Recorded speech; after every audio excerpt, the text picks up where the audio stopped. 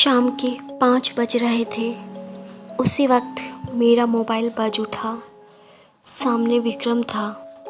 हमेशा की तरह वो प्यार से बोला, जाने मन क्या कर रही हो? मैंने कहा कुछ नहीं, बस अब ऑफिस से निकलकर पीजी जाऊंगी। तुम क्या कर रहे हो? और सामने से जो सुना उस पर विश्वास नहीं हुआ। विक्रम बोला, जान पैकिंग कर लो, हम घूमने जा रहे हैं। आज फ्राइडे है, मंडे भी ऑफ है और ट्यूसडे की मैं छुट्टी ले लूँगा। तुम बस पैकिंग करो और रास्ते के लिए कुछ खाना पैक करवा लेना। मैं जल्दी पहुँचता हूँ। विक्रम भी ना सरप्राइज कर देता है कभी कभी।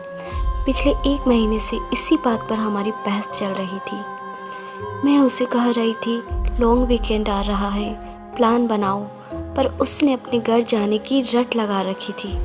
हम दोनों ही गुड़गांव में जॉब करते थे, अलग अलग पीजी में रहते थे, हफ्ते में 3-4 बार मिल लेते थे, पर वीकेंड पर विक्रम का घर जाना ज़रूरी ही था। उसके पेरेंट्स उसका रास्ता देखते थे। मेरा अपना कहने को कोई नहीं था। इस दुनिया में चाचा ने बचपन में पाल दिया, पढ़ा लिखा दिया। अब जब वो नहीं रहे तो मैं उनकी फैमिली में एक अवांछनीय सदस्य हो गई। इसलिए पिछले 2 साल से पीजी में रहने आ गई थी। यहीं विक्रम से मुलाकात हुई और कब मुलाकातें प्यार में बदल गई पता ही नहीं चला। हम दोनों उम्र के 30% देख चुके थे। अब हमारा प्यार में लड़कपन नहीं था, एक गंभीरता थी, पर हम दोनों एक साथ लिव इन में रहने की हिम्मत ना जुटा पाए। खैर, यह तो हुआ परिचय। अब अपनी कहानी पर आती हूँ। उस दिन जैसे मेरे पैरों को पंख लग गए थे। मैं बहुत खुश थी। विक्रम के साथ इतने दिन बिताने की कल्पना से ही मैं सिहर उठी थी। मैं जल्दी से सब ज़रूरी चीज़ें पैक करने लगी। अपने वॉकिंग शूज, केस और रेडी थी। तभी फ़ोन पर मिस्ड कॉल यानी विक्रम आ गया। मैंने जल्दी ही सामान गाड़ी में रखा और बैठते ही विक्रम को चूम लिया। वो भी बहुत खुश हो गया। उसने कहा, रूबिन बी रेडी, हम एंजॉय करेंगे।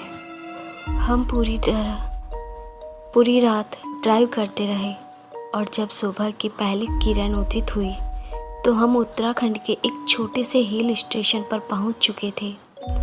वहां हमने थोड़ा घूम घाम कर देखा। हमें रहने के लिए नदी किनारे एक शांत सी कॉटेज मिल गई।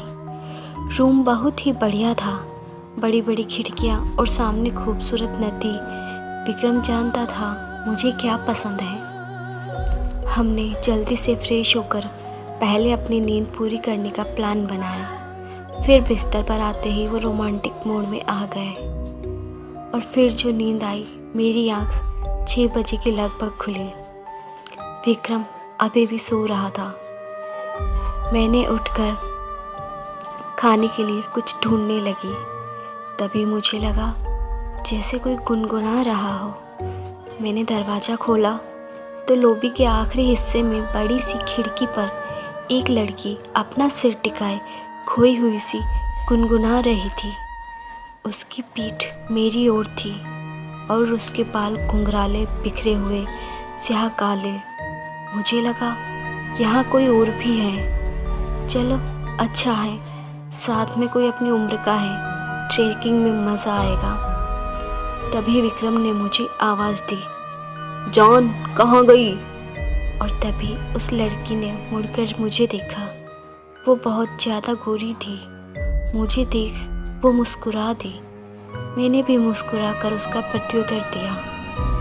हम तैयार होकर लगभग 4 बजे के करीब कस्बे की ओर निकले। मैं और विक्रम दोनों भूख से परेशान थे। आगे कुछ दूरी पर एक छोटा सा ढाबा दिखा। वहाँ हमने चाय और आलू के पराठे खाए। ढाबे का मालिक एक बूढ़ा सा आदमी था। वो कहने लगा, आप लोग कहाँ रुके हो?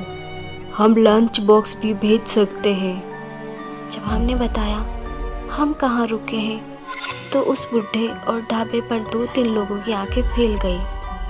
कोई कुछ बोला तो नहीं, पर कानाफूसी होने लगी थी। मुझे थोड़ा अजीब लगा, पर हम उस वक्त वहाँ से निकलकर नीचे बाजार की तरफ घूमने निकल गए। आते वक्त रात का खाना पैक करवा हम कोई 9 बजे के लगभग कॉटेज पहुँचे। मेन गेट पर शिब्बू मिल गया। वो कॉटेज का केयरटेकर था। उसने बताया, यहाँ सिर्फ ब्रेकफास्ट और चाय कॉफ़ी ही मिल सकती है, पर पीछे की तरफ किचन है जहाँ आप खुद खाना बना सकते हैं। विक्रम उससे आसपास घूमने की जगह पूछने लगा और मैं रूम की तरफ बढ़ चली। लॉबी पर पहुँचते ही मुझे ठंडी हवा का एहसास हुआ। मैं चाबी अभी की होल में लगा ही रही थी, मुझे साथ के कमरे से धीमे संगीत की आवाज़ आई, बहुत ही मधुर पर उदास सा। मुझे अचानक वो लड़की याद आ गई। पीछे पीछे विक्रम था। वो कहने लगा, अंदर चलो, यहाँ क्यों खड़ी हो, एक राउंड और हो जाए। उसकी आंखों में शरारत थी। मैं बस उसकी आंखों में खो गई। मैं उससे दीवानों की तरह प्यार करती थी। मेरे लिए सिर्फ वो ही तो था। उसका प्यार जिस शर्त पर मिले मुझे मंजूर था। उस रात में बहुत सुकून से थी विक्रम की बाहों में। बाहर किस पहर बारिश शुरू हो गई थी पता ही ना चला। मुझे प्यास लगी थी। फ़ोन उठाकर देखा तो रात के 2 बज रहे थे। बारिश की रिमझिम और रात का सन्नाटा अलग ही दुनिया लग रही थी। मैंने विक्रम को देखा, वो किसी छोटे बच्चे की तरह सो रहा था। मैंने उठकर खिड़की खोली और बारिश की बूंदों को अपने चेहरे पर महसूस करने लगी। तभी साथ वाले रूम से किसी के रोने की आवाज़ आई। कोई आदमी जोर जोर से बोल रहा था और कोई लड़की रो रही थी। उनकी आवाज़ें स्पष्ट नहीं थी, जैसे दबी दबी सी थी। खिड़की बंद करने की आवाज़ से विक्रम भी उठ बैठा। कहने लगा, रुबीन, तुम रात को खिड़की क्यों खोल रही हो? यहाँ कॉटेज नदी के पास है, जंगली जानवर भी आ सकते हैं। मैंने तब दिन में मिलने वाली वो बिखरे बालों वाली लड़की का जिक्र किया। मेरा ख्याल था वो कोई विदेशी है। विक्रम बोला, उन्हें छोड़ो, कल तुम्हें एक वाटरफॉल पर भी ले जाऊंगा। अभी इधर आओ, मुझसे लिपट जाओ। सुबह बड़ा फ्रेश मूड था। हम जल्दी से नाश्ता करके वाटरफॉल की तरफ निकल पड़े। जाते जाते शिब्बू ने कहा, आप वाटरफॉल नीचे से ही देखिएगा, ऊपर चोटी पर मत जाइएगा। उस चोटी से फिसलकर बहुत लोग जान गंवा चुके हैं। लगभग 3 किलोमीटर की ट्रैकिंग करके हम उस वाटरफॉल तक पहुँचे। वहाँ काफ़ी चहल पहल थी। पर्यटकों के साथ साथ लोकल लोग भी थे। संडे जो था, वाकई बहुत खूबसूरत जगह थी। हम भी वहाँ फ़ोटो लेने लगे। वहाँ पर एक छोटा सा लड़का लगभग जला हुआ पतीला, मैगी और कुछ कोल्ड ड्रिंक की बोतलें लिए बैठा था। विक्रम ने उससे कहा, मैगी के साथ साथ चाय पिला सकते हो? उसने हाँ में सर हिलाया। विक्रम उससे बातें करने में व्यस्त हो गया। मैं कैमरा ले थोड़ा और ऊपर को चढ़ने लगी। एक पतली सी उबड़ खाबड़ पगडंडी सी थी और वाटरफॉल के साथ साथ चल रही थी। मुझे लगा जहाँ विक्रम बैठा है उसके शॉट ऊपर से जाकर लिया जाए, वाटरफॉल की बढ़िया पिक्चर आएगी। अभी थोड़ा आगे ही बढ़ी थी कि अचानक वो उलझे बालों वाली लड़की मुझे अपने आगे दिखाई दी। वो बहुत तेज़ी से आगे बढ़ रही थी। मैं लगभग भागते हुए उसके पास पहुंची। मैंने हाथ आगे बढ़ाया। वो पलटी। मैं सकपका गई। मैंने कहा, हेलो। वो मुस्कुरा दी। मैंने बात आगे बढ़ाते हुए कहा, आर यू अलोन हियर? उसने नाम में सिर हिलाया। उसका चेहरा गोल और बहुत गोरा था, पर आंखें एकदम काले, उसके बालों की तरह। वो बेहद खूबसूरत थी। मैंने उससे पूछा, वेयर आर यू फ्रॉम? इस बार वो धीमी सी आवाज़ में भी भारतीय हूँ। मैंने कहा, ओह, मुझे लगा आप विदेशी हो। वो हल्के से हंस दी। तभी मुझे ढूंढता हुआ विक्रम आ गया। मैंने परिचय करवाया, मैं रूबीन और मेरे हस्बैंड विक्रम। मैं झूठ बोल गई। उसने अपना नाम सारा बताया। विक्रम ने चाय पीने का ऑफ़र दिया, पर उसने मना कर दिया। वो चोटी की ओर बढ़ी चली जाती है। विक्रम ने उसे बी केयरफुल कहा। वो पलटी और मुस्कुराते हुए हाथ हिला दिया। हम लोग लगभग 2 घंटे वहीं बैठे रहे, पर सारा वापस नीचे की ओर नहीं आई। मैंने कहा, चलो बाजार घूम आते हैं, पर विक्रम का मूड कुछ और था। हम वापस कॉटेज पहुँचे। वापसी के सारे रास्ते विक्रम शरारत करते हुए आया था। कभी गले लगा लेता, कभी चूम लेता, कभी गोदी में उठा लेता। मुझे लग रहा था काश यह वक्त यहीं रुक जाए, हम हमेशा यहीं रह जाए। जब मेरी नींद खुली, विक्रम बिस्तर पर नहीं था। मैंने कपड़े पहनते हुए उसे आवाज़ देने लगी, पर कोई जवाब नहीं आया। विक्रम कहीं भी नहीं था। तभी बाहर लॉबी में कुछ आवाज़ आई। मैंने दरवाज़ा खोला तो विक्रम बाहर उस खिड़की के पास खड़ा था जहाँ मैंने सारा को पहली बार देखा था। उसी तरह सर टिकाए हुए बाहर देखते हुए, जनाब कहाँ खो गए? विक्रम पलटा और बोला, मुझे कोई उदास सी धुन सुनाई दी, उसका पीछा करते करते यहाँ आ गया। साथ वाले दरवाज़ा हल्का सा खुला हुआ था। मुझे जिज्ञासा हुई, सारा वापस आई कि नहीं। मैंने देखा तो रूम बिल्कुल खाली था। पलंग पर एक भी सिलवट नहीं, पर्दे लगे हुए। मुझे लगा सारा शायद चली गई। हमने डिसाइड किया आज डिनर खुद ही बनाएंगे।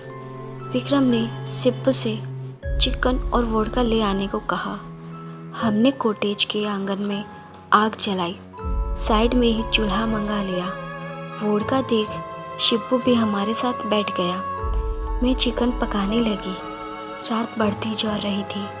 शिब्बू 2 पेग लगाने के बाद सेंटी हो गया था। कहने लगा, बाबूजी हमें भी दिल्ली ले चलो, अपने पास रख लेना, सेवा कर देंगे। विक्रम मुझसे समझ जाने लगा, और तुम तो जन्नत में रहते हो। यहाँ काम है, आराम से रहो।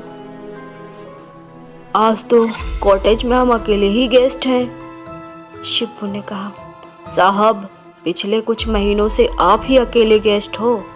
मैं और विक्रम एक दूसरे की शक्ल देखने लगे। हमने कहा, अच्छा एक कपल और भी था हमारे साथ वाले रूम में। आदमी को तो देखा नहीं, पर लड़की से मैं कॉटेज और फिर वाटरफॉल पर मिली। क्यों झूठ बोलते हो? शिब्बू का चेहरा सफ़ेद पड़ गया। वो कुछ नहीं बोला। विक्रम ने कहा, क्या हुआ शिब्बू? अपना गला साफ करते हुए बोला, साहब मैं अपनी माँ की कसम खाता हूँ, आप यहाँ अकेले ही गेस्ट हो। आप आ गए, नहीं तो मैं खुद अपने काम जाने वाला था।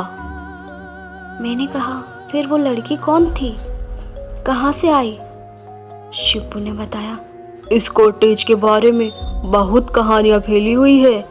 यहाँ बहुत पहले अंग्रेजों के ज़माने से किसी साहब बहादुर का घर था और यहाँ कुछ मौतें हुई थी।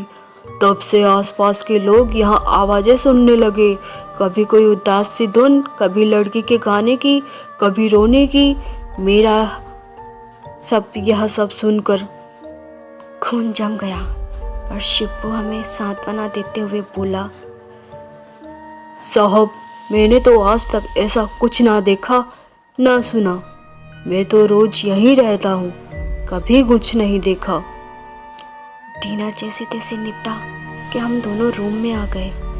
विक्रम मुझे ढाढ़स बंधाते हुए बोला, जर्सी है, कहाँ इस बातों में आ रही हो? पर अंदर से वो भी डरा हुआ लग रहा था। वोडका उतर चुकी थी और नींद भाग गई थी। मैं और विक्रम इधर उधर की बातें करते हुए टाइम बिता रहे थे। रात के 10 बज गए थे। बारिश शुरू हो गई थी। उसने माहौल को और बोझिल बना दिया था। बातें करते करते हम कब सो गए पता ही नहीं लगा। रात के किसी वक्त मुझे लगा जैसे मेरे ऊपर कोई झुका हुआ है। मैंने आंखें खोली तो सारा थी। सारा कंधों से पकड़कर मुझे उठा रही थी। मेरा नाम बार बार पुकार रही थी। उसकी आवाज़ किसी कुएं से आती हुई लग रही थी। मैं हड़बड़ा कर उठी। सारा मेरा हाथ पकड़कर मुझे खींचती हुई अपने साथ ले जाने लगी। डर के मारे मेरे गले से आवाज़ तक नहीं निकल रही थी।